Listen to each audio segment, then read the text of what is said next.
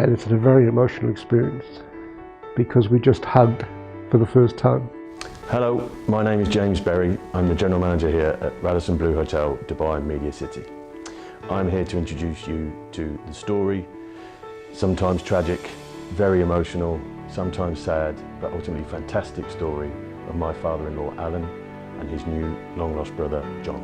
Enjoy. My name is Alan James White. I grew up in London, North London, Wood Green. I was born in 1935 and I had a good childhood. My parents looked after me. We survived the war. My name is John Bracken Thomas. I was born in Wales, grew up in Wales, and at the age of 21, as a £10 tourist in those days, flew to Australia at 21 and began a new life in Australia. Beginning, the first 2 or 3 years we were losing the war and it wasn't good at all. And then came the Battle of Britain and the aircraft came over, the bombs dropped and we prayed and we were lucky, we never got hit. But people in the next road and friends and that did unfortunately lost their lives.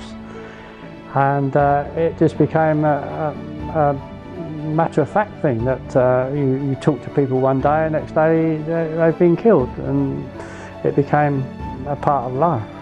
And then eventually we won the war and it was victory night. I was working not far from where Alan was, in Peterborough, and I was managing a fashion store at 21, and next door was a hotel, and often I would drink there of an evening. And one evening I think we kept going after the doors had closed and we all got quite drunk, and the barmaid at the time had just returned from Australia and was very excited about the opportunities in a new country. And the chef, waitress, hotel manager, all of us decided, I think we should have a new start and go to a new country. Let's do it. So the next day I went to Australia House, paid my £10, had a medical. They checked out that I had a working experience and they said, you're in. So they stamped my passport and they said, off you go. As an inquisitive child of 11 years old, I was alone in the house, and I was in my parents' bedroom, and I looked in a drawer and I found some papers from an adoption society which stated that my mother had adopted a child, namely me. But at the time I dismissed it really and pushed it back into the drawer and virtually forgot about it. And something that came out after her death, that my niece, my sister's daughter, found a diary.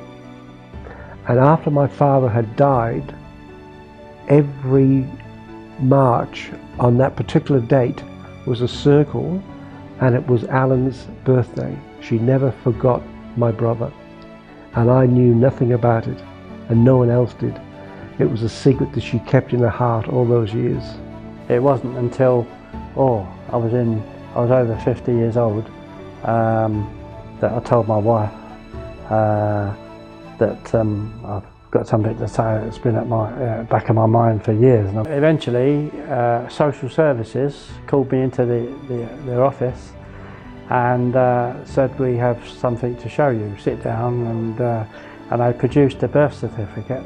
They'd done their homework and they produced a birth certificate which was my actual birth certificate, and it was a Welsh mother and father unknown, and they said that's as far as we can go.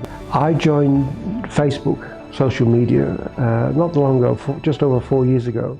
Being new to Facebook, a message started to flick and I took no notice of it, not knowing it was important. But it came again, and I said to Lorraine, you won't believe this, I have a message from England, and I have this wonderful girl called Lisa who's telling me that she believes her father is my brother. And eventually she found an obituary of my mother, my birth mother, in a newspaper. And then my daughter said, I'm taking up the case. This is, we've got to do this, we've got to do this.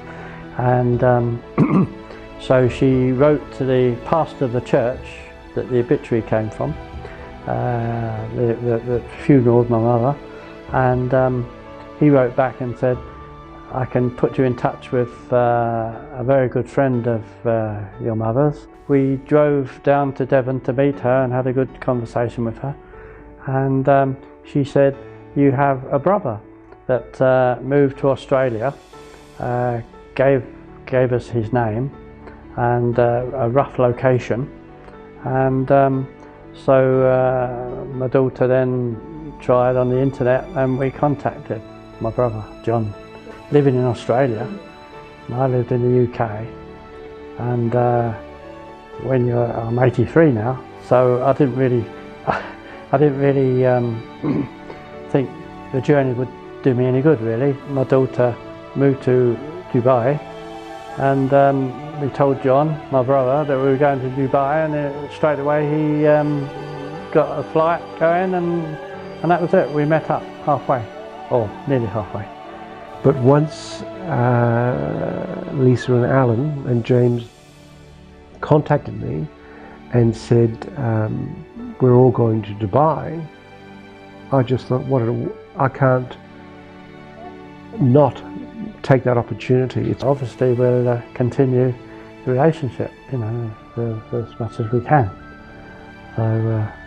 So he's my brother and he'll always be my brother, and that's it, we'll carry on. And it's a very emotional experience because we just hugged for the first time. It's a new experience as a family that we treasure, and we will do until we pass.